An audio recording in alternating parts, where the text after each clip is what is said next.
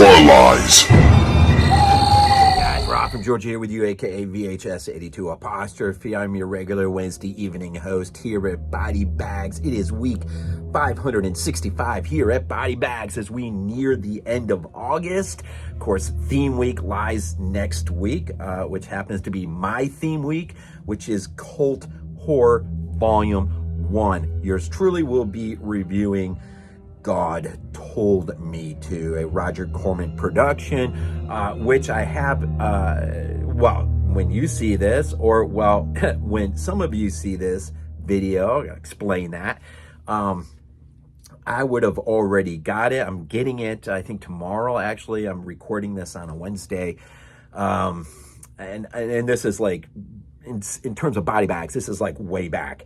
I'm trying to get August cleared out because that is a busy month for me.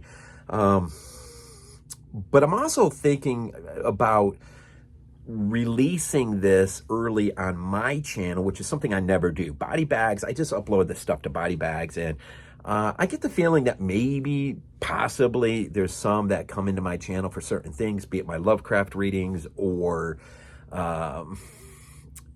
Space 1999, X-Files, my Italy's Holocaust series, whatever.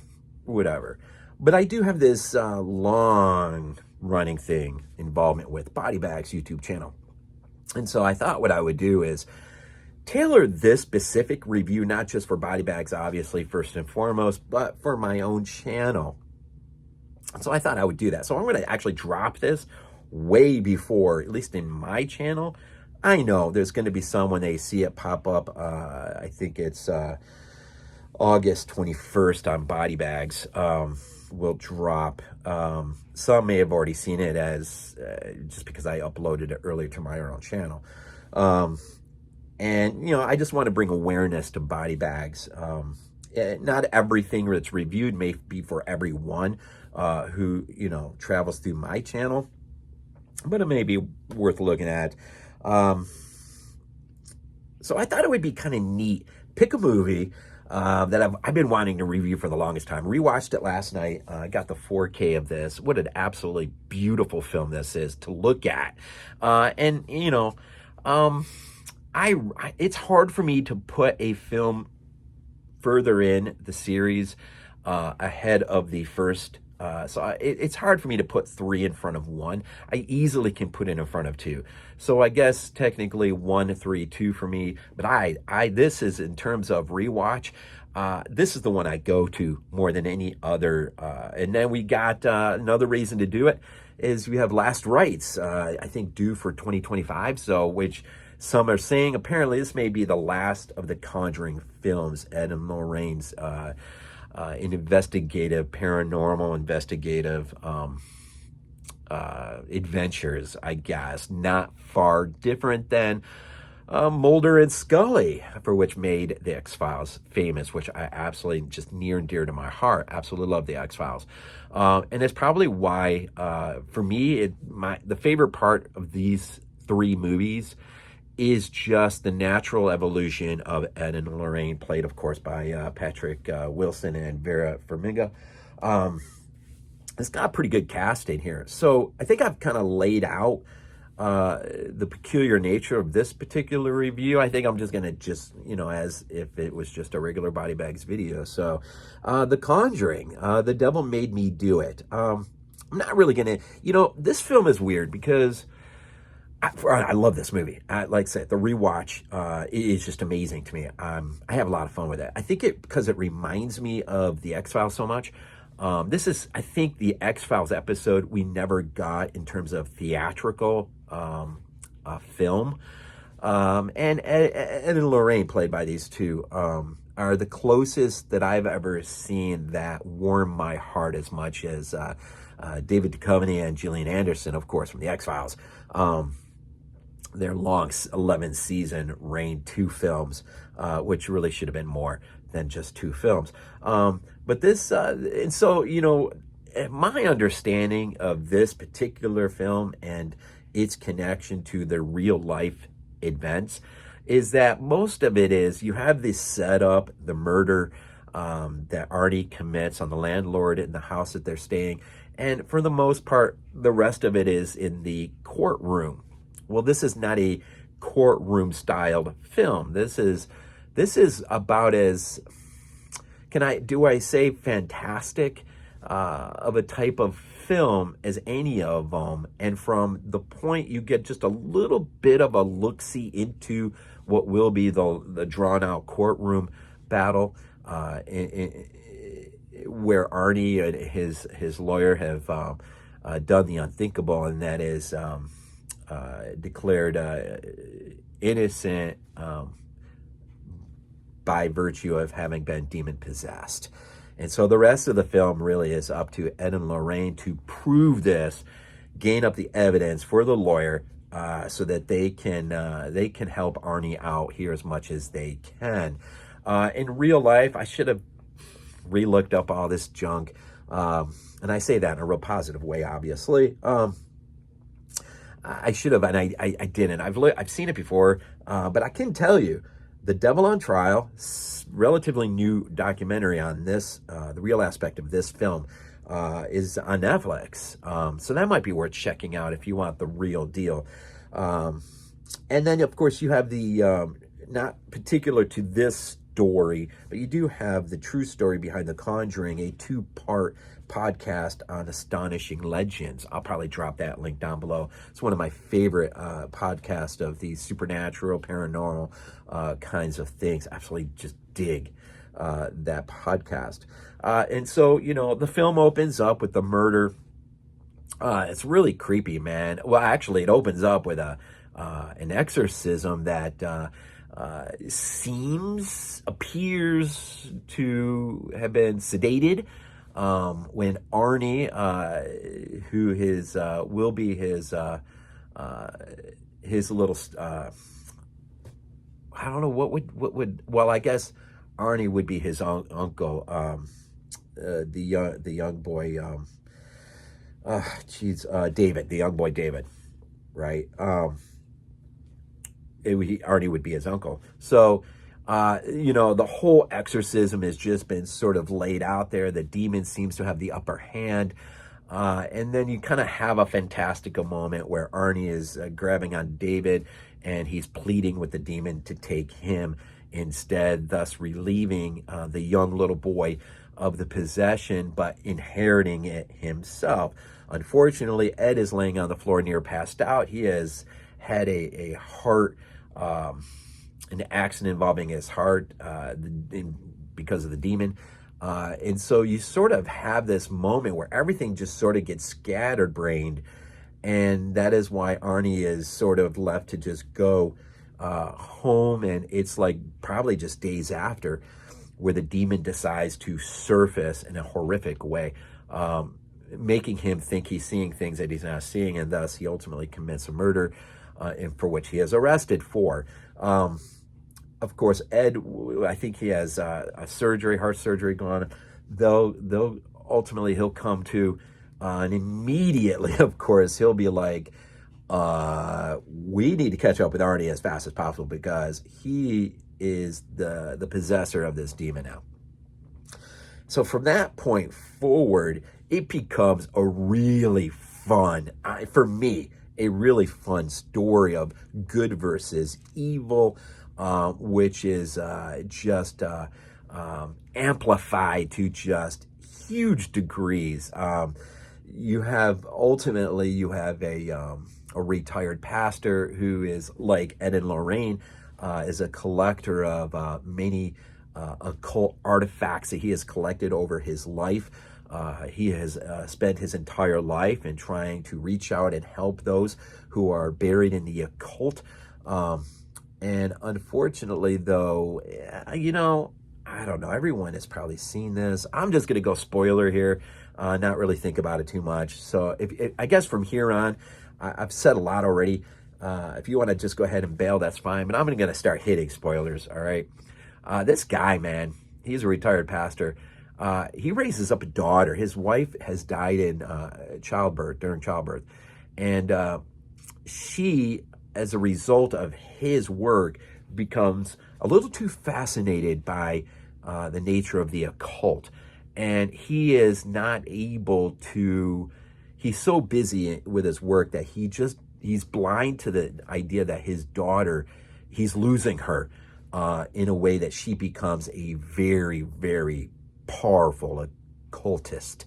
I don't know if which is the right word here necessarily. We'll just go with occultist. IMDb has her credited as the occultist. The girl who plays her, Eugenie, I think, Bondurant, who is just absolutely fantastic in this role, man. She's devilish, man, in this role, man. She is evil to the core, man. It's done well, I think. And there's a standoff moment between her and a sort of vision-like state. I just lost my thing. A vision-like state where her and I almost said Julian from the X-Files. Her and Lorraine have a standoff moment in which Lorraine invokes the blood of Calvary.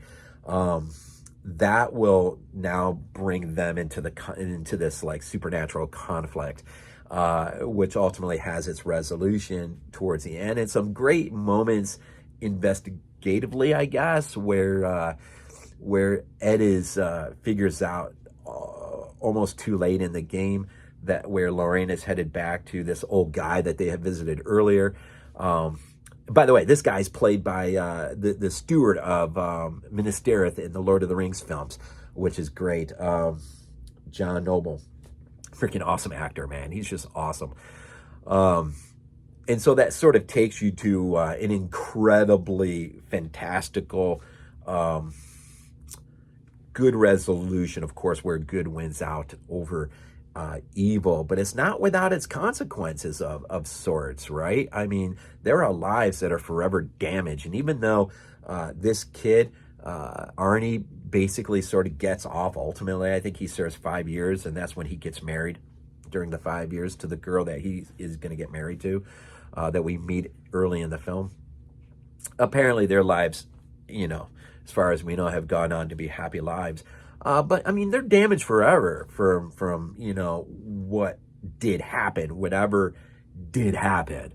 Obviously, we're talking about a film that is, fantastic in the nature of it. This is not by any stretch what happened in real life. Something happened. But it's funny because I've heard people gripe and complain, well, if you're not gonna copy what actually happened, then why bother? That I get that to a point, but I mean, at the same time, it's a movie, right? This is why we have the documentary on Netflix. This is why you could listen to podcasts on Astonishing Legends that will take you on huge deep dives into the nature of this stuff. And I'm sure there's some books as well. So, first and foremost, this is a film. And at its core, if you'd like, Ed and Lorraine are its stars. And it is a continuing arc from the first film through the second and the third. Ultimately will be all tied up. And I really am holding my breath of sorts. I really hope I hope Last Rites ends well in terms of just their arc and their arc alone. Obviously, they've got a great supporting cast that helps carry the narrative in this third piece, which makes the movie so much fun to watch. And there's, and the movie takes these two, they're constantly on the go, it seems like, traveling long distances to ascertain this clue and that clue and this clue. Which also sort of pulls this film away from the other two. It's a fun ride, man. This is the kind of movie you have fun at a movie theater watching, man. I get it now. You're dealing with the occult still. You're dealing with some very real things inherently. And so it's not for everyone. It's not for everyone. But I am appreciative of the sorts that these films seem to take both sides of the equation pretty serious, although the Christian aspect of Ed and Lorraine, throw in some psychic stuff there as well, may be treated a little bit maybe a little unbalanced here in the scale.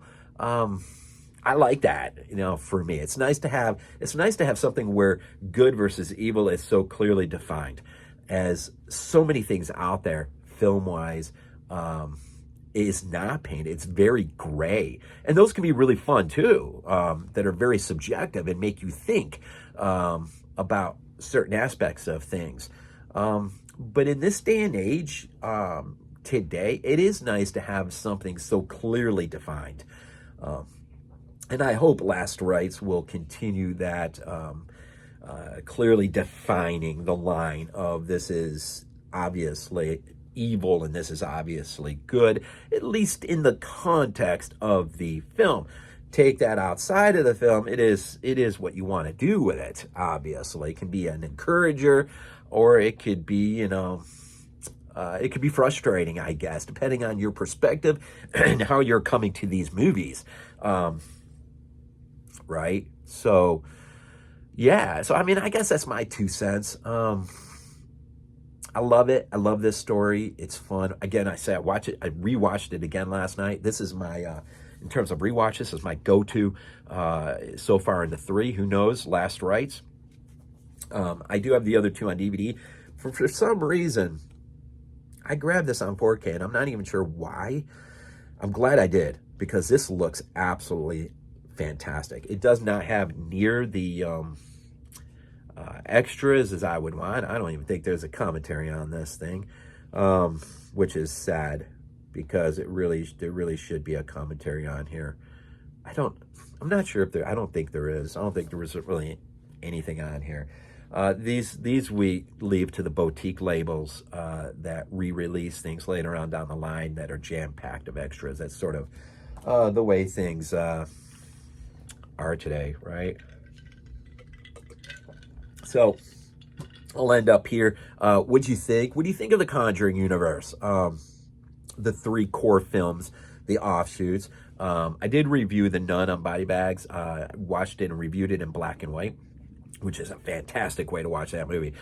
So that review is way buried deep down. I do have Letterboxd, though, and I guess I'll drop that link down below if it's not there already. To a nice, very easy list of all the films and links to all the films that I have reviewed on BodyBags. And I guess I should drop that link in the community aspect on my channel as well. Yeah, so that's kind of where we're at the moment. Got X-Files running deep. Looking ahead just a little tiny bit, I'm sort of prepping for a deep dive into the world of The Walking Dead. I got the entire collection from my son for Father's Day. And so I'm sort of prepping for that possibility as well. I've been reading H.P. Lovecraft, and so you got that, and a lot of other things down there.